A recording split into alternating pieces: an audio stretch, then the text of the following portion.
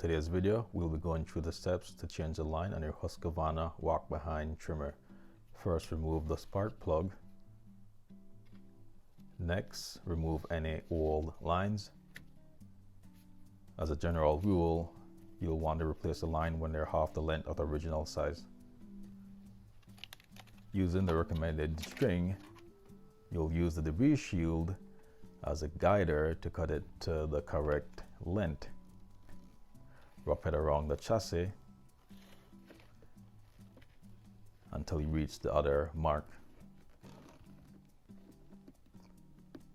Cut the string and repeat this step again so that you have two pieces of string measuring roughly 18 inches and 3/4.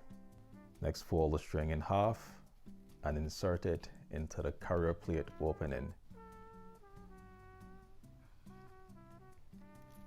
Drop it around the retainer clip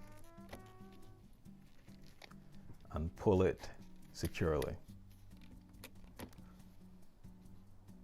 Repeat this step on the opposite side. Again, do one final check to make sure that the strings are of equal length to avoid any unnecessary vibrations. Repeat the step, and when you're done, reconnect the spark plug and you should be ready to trim